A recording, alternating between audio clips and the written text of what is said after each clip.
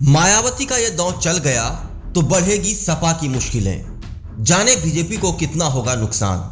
UP में मायावती के दौरे और बैठक फरवरी के पहले हफ्ते से शुरू हो सकते हैं। इसके साथ ही बसपा गांव-गांव तक पहुंचने के लिए भी मिशन मोड में काम कर रही है। आपको बता दें कि लोकसभा चुनाव में किसी दल से गठबंधन न करने का ऐलान करने के बाद अकेले दम पर 2024 के लोकसभा चुनाव और उससे पहले निकाय चुनाव को लेकर पूरी सक्रिय नजर आ रही हैं। इसके लिए पार्टी की राष्ट्रीय अध्यक्ष मायावती जल्द ही मंडलवार दौरे शुरू करने की तैयारी में है। मायावती के दौरे और बैठक फरवरी के पहले हफ्ते से शुरू हो सकते हैं। इसके साथ ही बसपा गांव-गांव तक पहुंचने के लिए भी मिशन मोड में काम कर रही है। पार्टी सूत्रों की माने तो मायावती खुद बहुत जल्द सभी मंडलों में जाकर बैठक करने की तैयारी में है। इसे लेकर पार्टी की रणनीति लगभग तय हो चुकी है।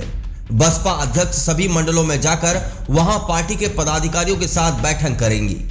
उनके साथ मंडलवार समीक्षा करने के साथ ही आगे के लिए जीत का मंत्र भी देंगी। इससे पहले मायावती ने लखनऊ में प्रदेश भर के पदाधिकारियों के साथ 2 राउंड की बैठक कर चुनावी तैयारी की रणनीति बताई थी। उस पर कितना काम हुआ, किस तरह काम चल रहा है, इसकी भी समीक्षा करेंगी। इतना ही नहीं, पार्टी इस समय गांव-गांव में वोटर तक पहुंचने की रणनीति पर भी काम कर रही है। पार्टी के प्रदेश अध्यक्ष विश्वनाथ पाल ने पहले सभी 18 मंडलों में कार्यकर्ता सम्मेलन किए, अब गांव-गांव जा रहे हैं। बसपा प्रदेश अध्यक्ष विश्वनाथ पाल ने बताया कि लगभग 10 बूथों का सेक्टर है और हर सेक्टर की मीटिंग लगातार चल रही है। कम से कम एक विधानसभा में 2 मीटिंग एक दिन में होता है। प्रदेश में 403 विधानसभा हैं। अगर एक दिन में 2 मीटिंग होती है तो 806 मीटिंग बहुजन समाज पार्टी की डेली चल रही है। इसमें सभी पदाधिकारी, जोनल कोऑर्डिनेटर, जिला अध्यक्ष जा रहे हैं। प्रदेश अध्यक्ष सभी मंडल का दौरा करने के बाद अब तक अयोध्या, सुल्तानपुर, जौनपुर, बनारस, आजमगढ़ और देवरिया पहुंच चुके हैं। बसपा विधायक उमाशंकर सिंह ने बताया कि बहुजन समाज पार्टी की विधानसभा वार, लोकसभा वार, जिलेवार, मंडलवार रेगुलर बैठक हो रही है। पहले बसपा की राष्ट्रीय अध्यक्ष मायावती खुद बैठक ले रही थी। उन्होंने सभी को काम दिया है। अब प्रदेश अध्यक्ष को मॉनिटरिंग के लिए लगाया है।